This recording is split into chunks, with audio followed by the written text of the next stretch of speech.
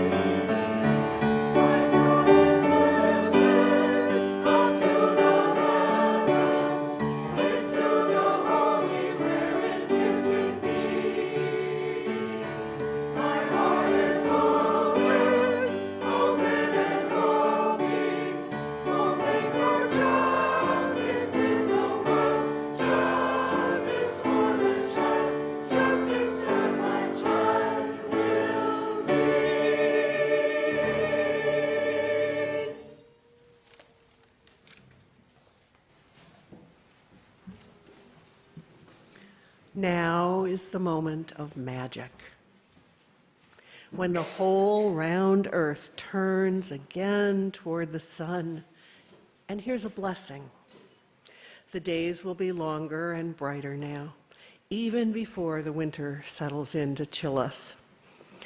Now is the moment of magic, when people, beaten down and broken, with nothing left but misery and candles and their own clear voices, kindle tiny lights and whisper secret music. And here's a blessing. The dark universe is suddenly illuminated by the lights of the menorah, suddenly ablaze with the lights of the kinara, and the whole world is glad and loud with winter singing. Now is the moment of magic, when an eastern star beckons the ignorant toward an unknown goal. And here's a blessing. They find nothing in the end but a Palestinian baby born at midnight, born in poverty. And the baby's cry, like bells ringing, makes people wonder as they wander through their lives what human life, love, might really look like, sound like, feel like. Now is the moment of magic. And here's a blessing. We already possess all the gifts we need. We've already received our presents. Ears to hear music and eyes to behold lights. Hands to build true peace on earth and to hold each other tight in love.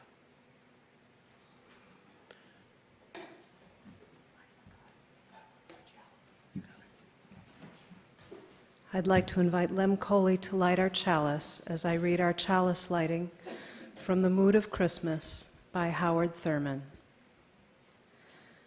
I will light candles this Christmas, candles of joy despite all the sadness, candles of hope where despair keeps watch, candles of courage for fears ever present, candles of peace for tempest-tossed days, candles of grace to ease heavy burdens, candles of love to inspire all my living, candles that will burn all year long.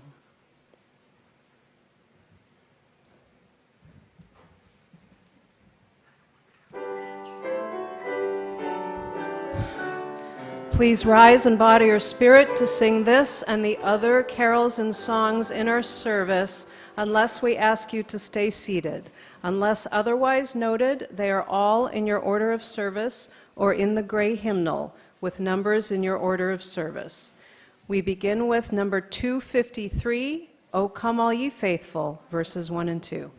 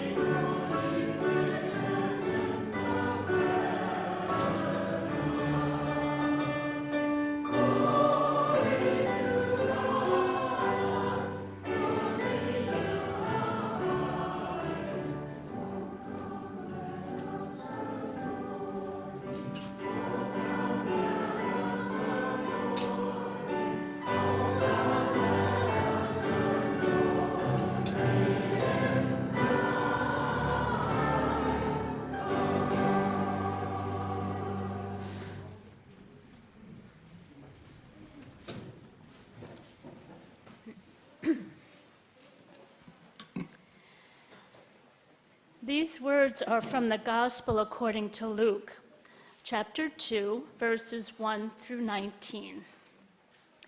And it came to pass in those days that there went out a decree from Caesar Augustus that all the world should be taxed. And all went to be taxed, every one into his own city. And Joseph also went up from Galilee, out of the city of Nazareth, into Judea, unto the city of David, which is called Bethlehem, because he was of the house and lineage of David, to be taxed with Mary, his espoused wife, being great with child. And so it was that while they were there, the days were accomplished that she should be delivered. And she brought forth her firstborn son, and wrapped him in swaddling clothes, and laid him in a manger, because there was no room for them in the inn. And there were in the same country shepherds abiding in the field, keeping watch over their flock by night. And lo, the angel of the Lord came upon them, and the glory of the Lord shone round about them, and they were sore afraid. And the angel said unto them, Fear not, for behold, I bring you good tidings of great joy, which shall be to all people. For unto you is born this day in the city of David a Savior, which is Christ the Lord. And this shall be a sign unto you. Ye shall find the babe wrapped in swaddling clothes, lying in a manger. And suddenly there was with the angel a multitude of heavenly hosts praising God and saying, Glory to God in the highest, and on earth peace and goodwill to all. And it came to pass, as the angels were gone away from them into heaven, the shepherds said to one another, Let us now go even unto Bethlehem, and see this thing which is come to pass, which the Lord hath made known to us. And they came with haste, and found Mary and Joseph and the babe lying in the manger. And when they had seen it, they made known abroad the saying which was told them concerning this child. And all they that heard it wondered at those things which were told them by shepherds. But Mary kept all these things and pondered them in her heart.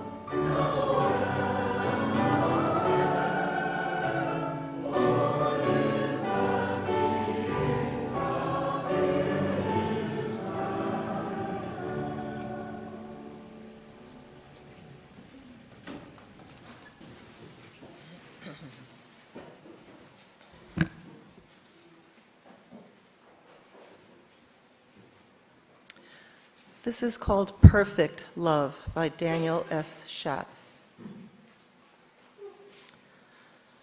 It was quiet enough in the alley behind the barn, warm against piles of hay, despite the winter chill. I heard the sharpness in her breathing. It's coming.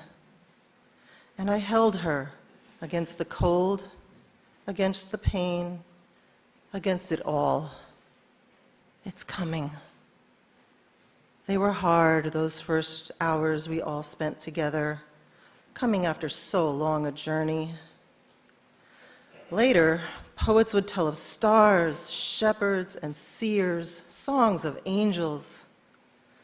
But all that I remember at the end of that longest night is the cry of my heart as in my arms I held perfect love.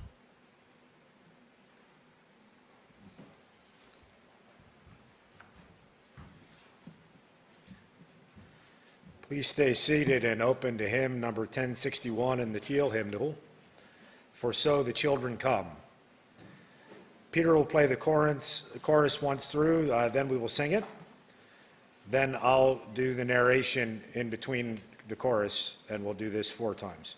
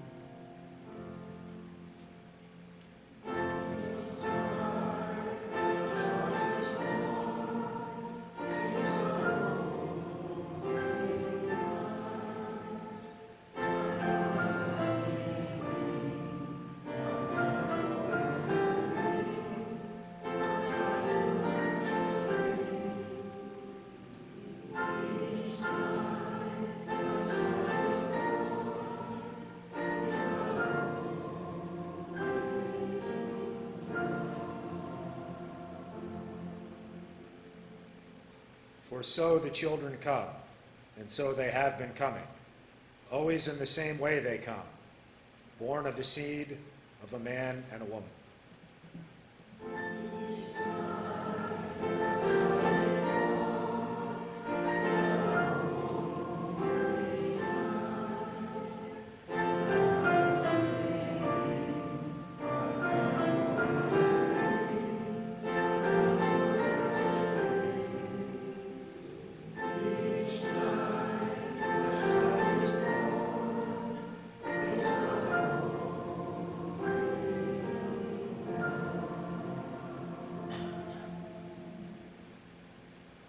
No angels herald their beginnings.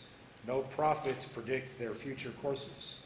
No wise men see a star to show where to find the babe that will save humankind.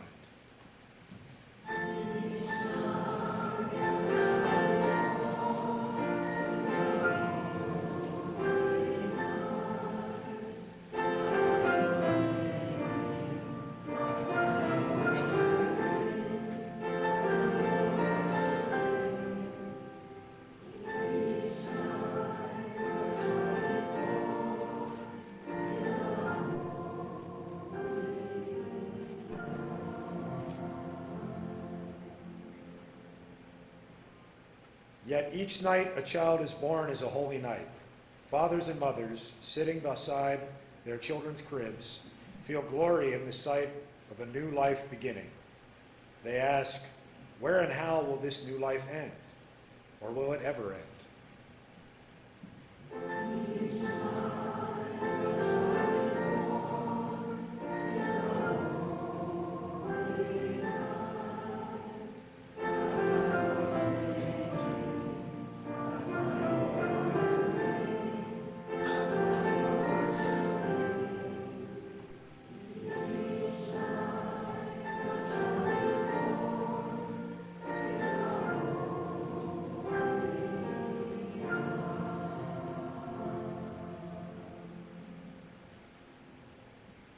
Each night a child is born is a holy night, a time for singing, a time for wondering, a time for worshiping.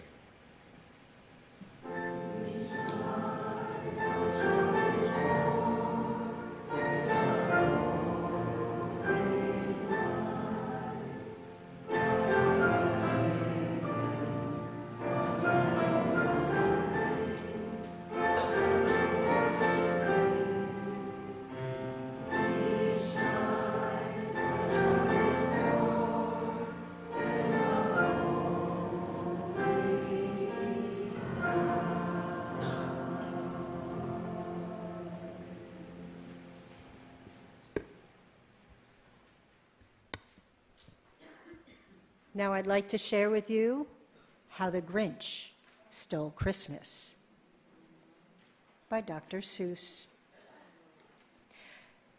Every Who down in Whoville liked Christmas a lot, but the Grinch, who lived just north of Whoville, did not.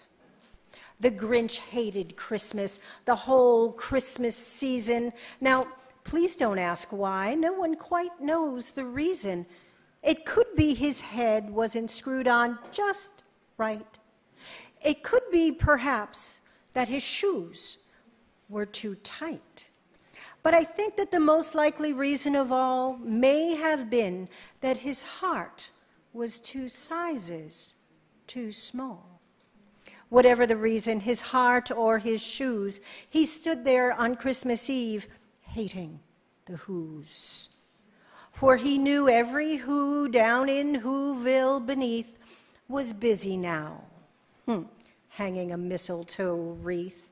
And they're hanging their stockings, he snarled with a sneer. Tomorrow is Christmas, it's practically here. Then he growled with his Grinch fingers nervously drumming, I must find some way to stop Christmas from coming. For tomorrow, he knew, all the Who girls and boys would wake bright and early. They'd rush for their toys, and then, oh, the noise, noise, noise. Then The Who's, young and old, would sit down to a feast, and they'd feast, and they'd feast, and they'd feast, feast, feast, feast, and then they'd do something he liked least of all. Every Who down in Whoville, the tall and the small, would stand together, and Christmas bells ringing, they'd stand hand in hand, and the Who's would start singing. And the more the Grinch thought of this Who Christmas sing, the more the Grinch thought, I must stop this whole thing. Why, for the 53 years I've put up with it now, I must stop this Christmas from coming. But how? Then he got an idea, an awful idea. The Grinch got a wonderful, awful idea. I know just what to do. The Grinch laughed in his throat, and he made a quick Santa Claus hat and a coat. And he chuckled and clucked, what a great Grinchy trick. With this coat and this hat, I look just like Saint Nick. Then he loaded some bags and some old empty sacks on a ramshackle sleigh, and he hitched up old Max. Then the Grinch yelled, "Giddy up!" and the sleigh started down toward the homes where the Who's lay a snooze in their town. When he came to the first little house on the square, "This is number 1, the old Grinchy Claus hissed, and he climbed to the roof, empty bags in his fist. Then he slid down the chimney, a little tight pinch, but if Santa could do it, so could the Grinch. He got stuck, only once, for a moment or two. Then he stuck his head out of the fireplace flue, where the little Who stockings all hung in a row. These stockings, he grinned, are the first things to go. Then he slithered and slunk with a smile most unpleasant around the whole room, and he took every present, and he stuffed them in bags, and the Grinch very nimbly stuffed all the bags one by one up the chimbley. "And now," grinned the Grinch, "I will stuff up the tree." And the Grinch grabbed the tree, and he started to shove when he heard a small sound, like the coo of a dove. He turned around fast, and he saw a small Who, Cindy Lou Who was not more than 2. She stared at the Grinch and said, "Santa Claus, why? Why are you taking our Christmas tree? Why?" But you know, that old Grinch was so smart and so slick, he thought up a lie, and he thought it up quick. "Why, my sweet little tot," the fake Santa Claus lied, "there's a light on this tree that won't light on one side, so I'm taking it home to my workshop, my dear. I'll fix it up there, and I'll bring it back here." And his fib fooled the child. Then he patted her head, and he got her a drink and sent her to bed. And when Cindy Lou Who went to bed with her cup, he went up the chimney and stuffed the tree up. Then he went up the chimney himself, the old liar. On their walls he left nothing but hooks and some wire, and one speck of food that he left in the house was a crumb that was even too small for a mouse. Then he did the same thing to the other Who's houses, leaving crumbs much too small for the other Who's mouses. It was 1:15 dawn. All the Who's still in bed, all the Who's still a snooze, when he packed up his sled, packed it up with their presents, the ribbons, the wrappings, the tags and the tinsel, the trimmings, the trappings, 3,000 feet up the side of Mount Crumpet. He rode with his load to the tip-top to dump it. Pooh-pooh to the Who's, he was Grinchly humming. They're finding out now that no Christmas is coming. They're just waking up. I know just what they'll do. Their mouths will hang open for a minute or two. Then the Who's down in Whoville will all cry, boo-hoo. That's a noise, grinned the Grinch, that I simply must hear. So he paused, and the Grinch put a hand to his ear. He did hear a sound rising over the snow. It started in low, then it started to grow, but the sound wasn't sad. Why, this sound sounded merry. It couldn't be so, but it was merry, very. Every who down in Whoville, the tall and the small, they were singing without any presents at all. He hadn't stopped Christmas from coming. It came somehow or other. It came just the same. And the Grinch, with his Grinch feet ice cold in the snow, stood puzzling and puzzling. How could it be so? It came without ribbons. It came without tags. It came without packages, boxes, or bags. Then the Grinch thought of something he hadn't before. Maybe Christmas, he thought, doesn't come from a store. Maybe Christmas, perhaps, means a little bit more. And what happened then? Well, in Whoville, they say, that's the Grinch's small heart grew 3 sizes that day, and the minute his heart didn't feel quite so tight, he whizzed with his load through the bright morning light, and he brought back the toys and the food for the feast, and he himself, the Grinch, carved the roast beast.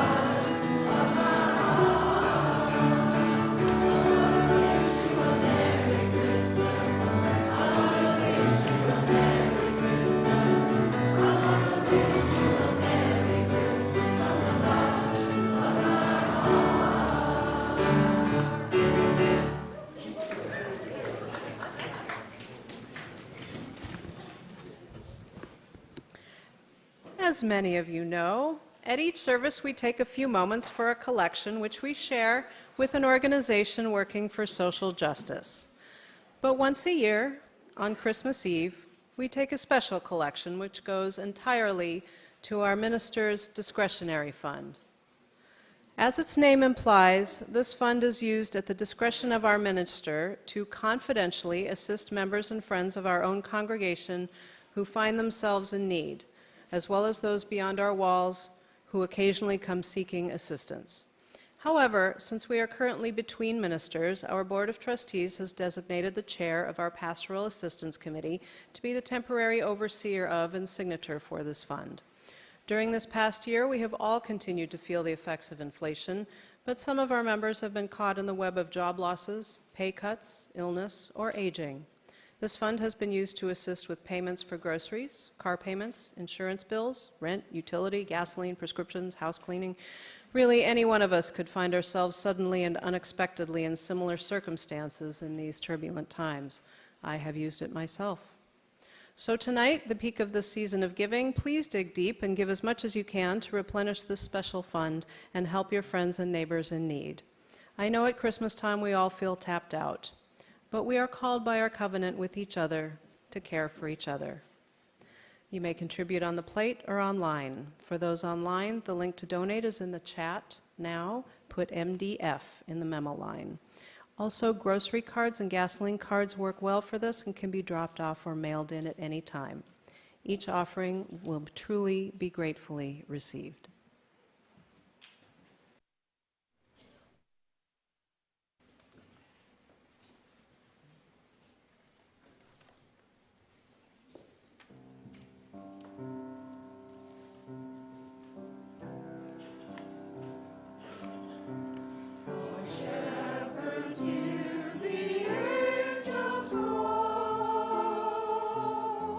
For peace on earth, goodwill to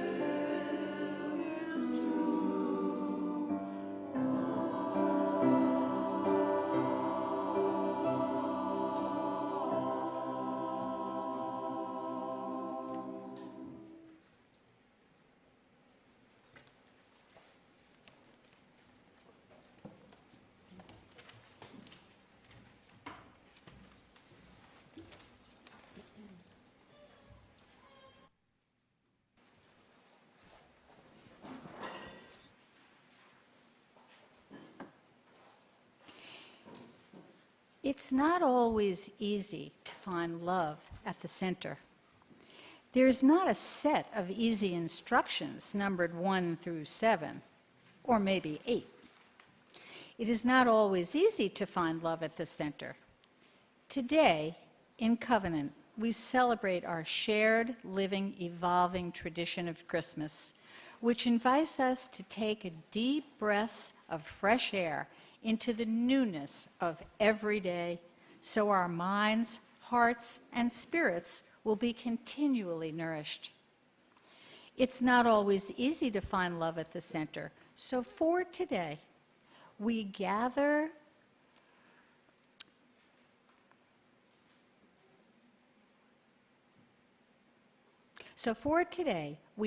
in covenant to celebrate the reality that love is at the core of our beings and that love will guide us if we open ourselves to the challenges which love requires of us. May we accept this challenge with dignity and grace. Amen.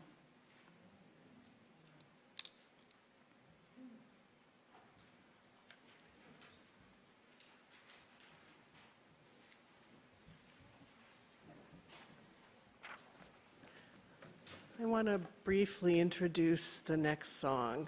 As you all know, we have a new, or many of you know, we have a new Article 2, which is the covenant we agree to as congregations about how we will live our UU faith. So we have now a set of values, and our own Lee Morris was kind enough to write a song for the children to learn our values. So the text is in your order of service.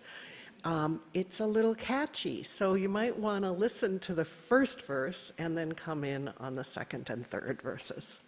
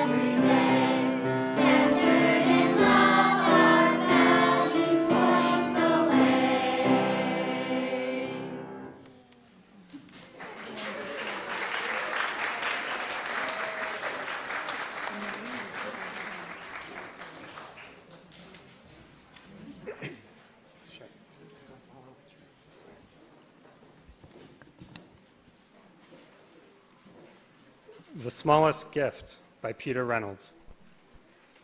Roland was eager for Christmas Day. He raced downstairs to see what was waiting for him, but when he saw his present, he was not impressed. It was the smallest gift he had ever seen. Had he waited the whole year for this tiny gift? Roland closed his eyes and hoped and wished as hard as he could for a bigger gift. And when he opened his eyes, there was a bigger gift. "You call that big?" Roland asked. He had been wishing for something much bigger. He closed his eyes and wished a little harder. "Ha, that one isn't much bigger than me," Roland said, "and I'm not very big." Roland stomped his foot and yelled, "I want a bigger gift." "Big? That's not even as big as my house." "When I say big, I mean big," he yelled. Roland stomped off, sure there was a bigger gift for him somewhere. In the distance, he saw a present wedged between two buildings. Now that, Roland thought, that is pretty big, but still not big enough. Roland was determined. He set off to search the universe. He searched and searched, but all he could see were billions of stars. Roland peered through his telescope. He could just make out a tiny dot in the distance. Earth. His home, his family, now just a speck, growing smaller and smaller. Roland realized that he was very, very far from home, and that if he waited a beat longer, that little dot would disappear. Roland never thought he would want something so small so badly. He closed his eyes and hoped and wished with all his might for that tiny speck, the smallest gift. As the rocket headed toward it, the dot grew bigger and bigger. As Roland's rocket landed gently, he realized that the smallest speck was his biggest gift. Roland was home.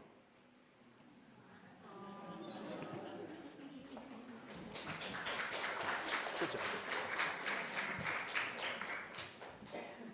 Okay, designated card holders, come on up and arrange yourselves right here. It is time for the annual singing of, drum roll please, the 12 Days of Christmas. Everybody look under your chair, and if there is a placard there with a number on it, pick it up and hold it in your lap. Give it to somebody who doesn't have one.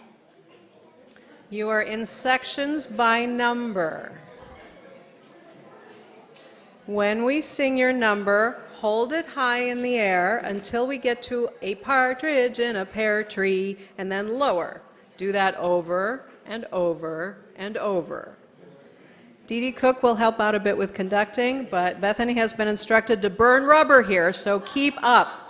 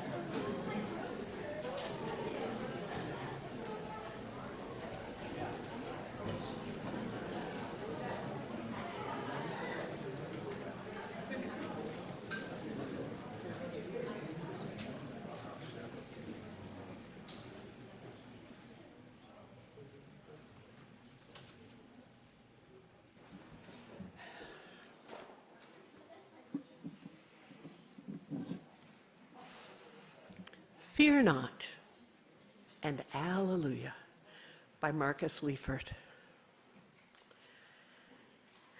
And lo, the angel of the Lord came upon them, and the glory of the Lord shone around them, and they were sore afraid. And the angel said to them, Fear not. From Luke. I could use an angel popping by every now and then to tell me to fear not. Instead of waking up and doom scrolling, I want each morning for my phone to alert me to a baby born.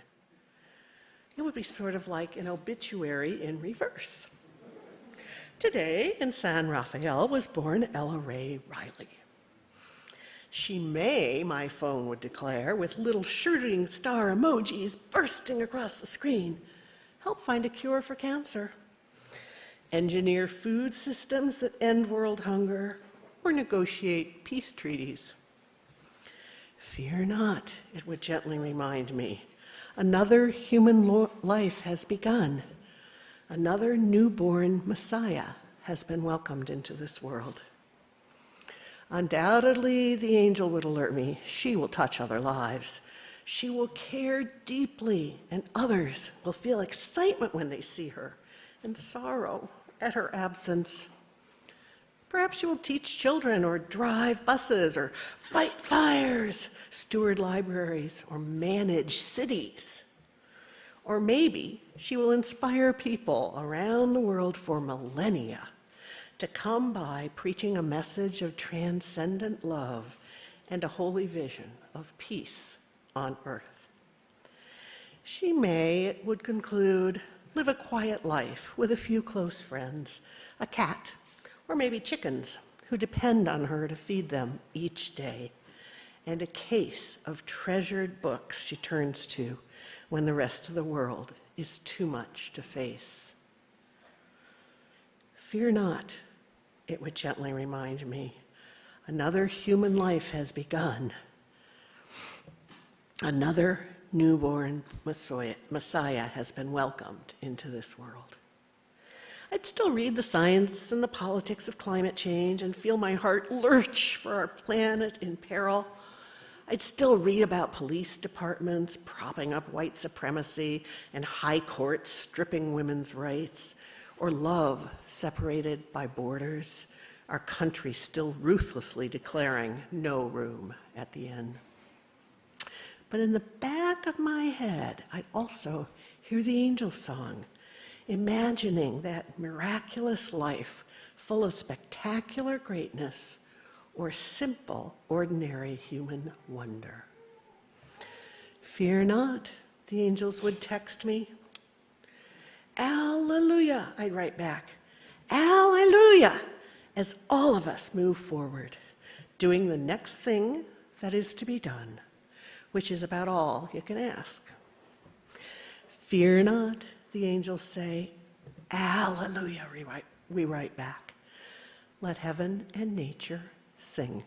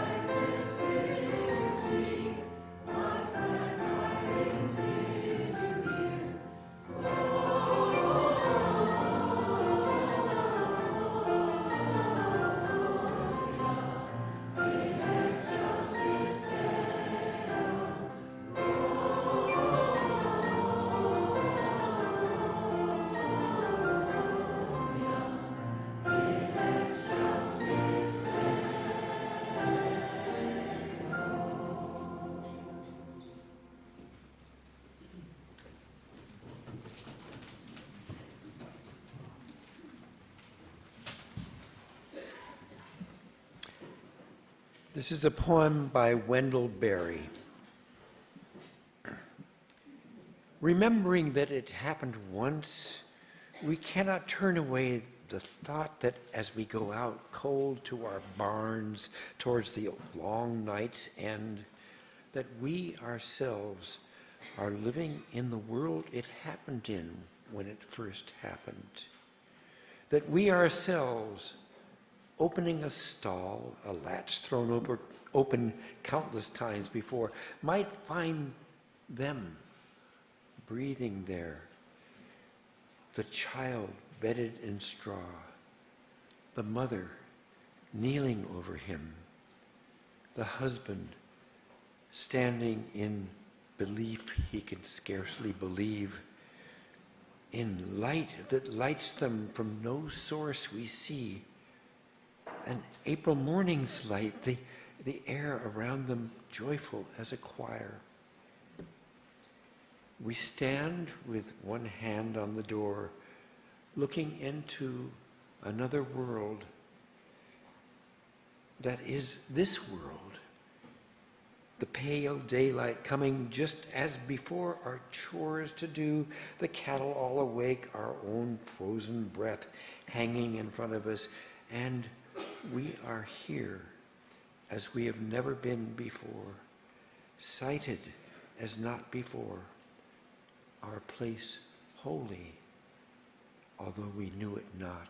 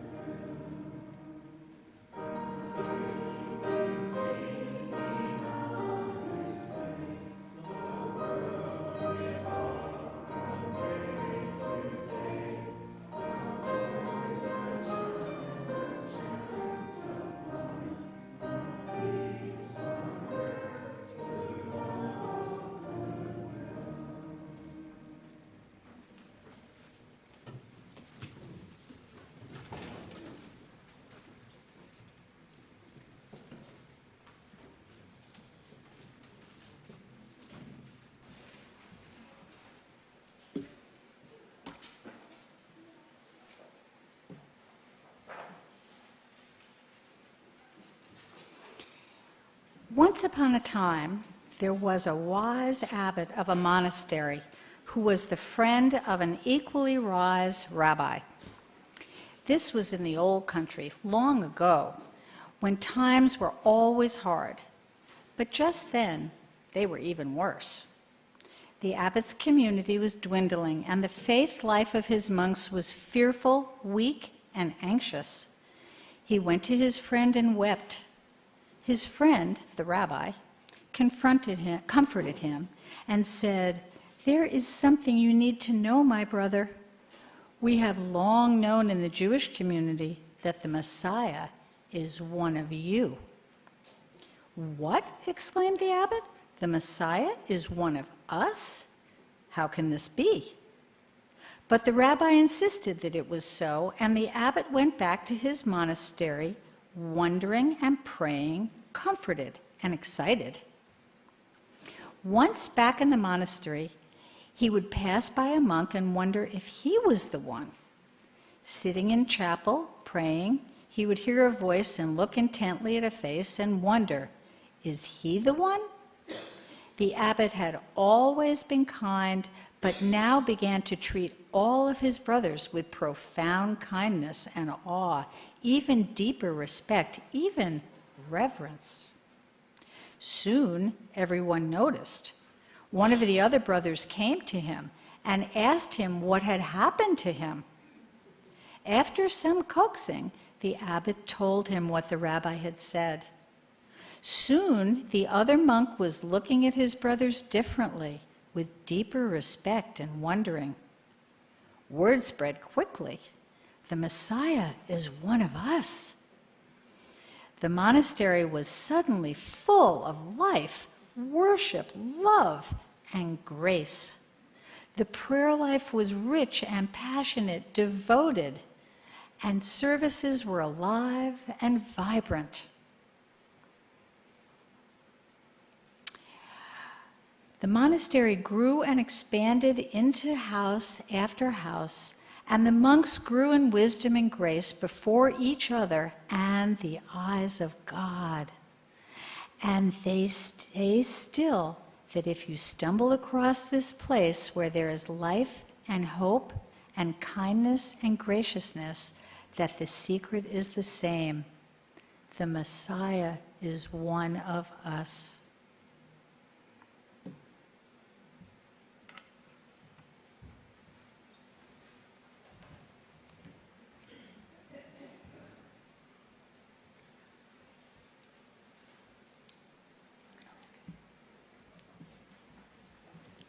It is our tradition on Christmas Eve to each light a candle as we sing together Silent Night, number 251.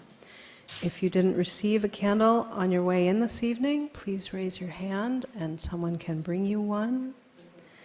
In a few moments, we will dim the lights. Please stay seated as we sing and pass the light from one person to the next. Please tip the unlit candle into the lit candle held straight up.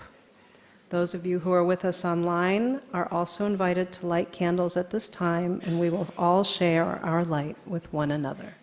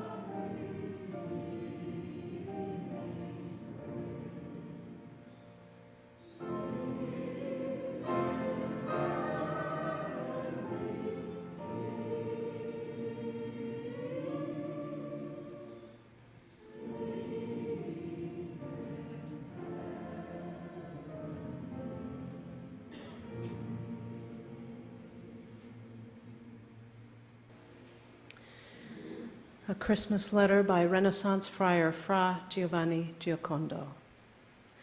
I am your friend, and my love for you goes deep. There is nothing I can give you which you have not, but there is much that while I cannot give, you can take. No heaven can come to us unless our hearts find rest in today. Take heaven. No peace lies in the future which is not hidden in the present moment. Take peace. The gloom of the world is but a shadow. Behind it, yet within our reach, is joy. Take joy. Life is so full of meaning and purpose, so full of beauty beneath its covering, that you will find earth but cloaks your heaven. Courage then to claim it, that is all.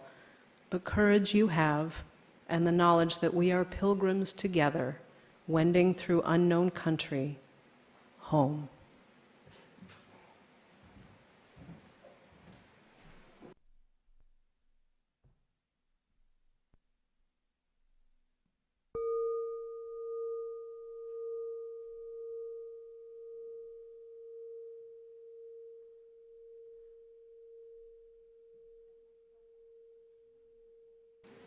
After the choir sings our final number tonight, One More Redeemer, everyone is invited to go back down to the RE wing to the yellow room for Christmas cookies.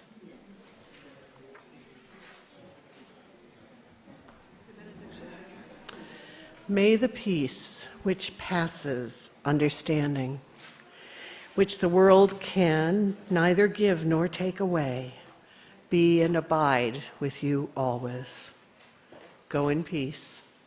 Merry Christmas. Merry Christmas. Thank you.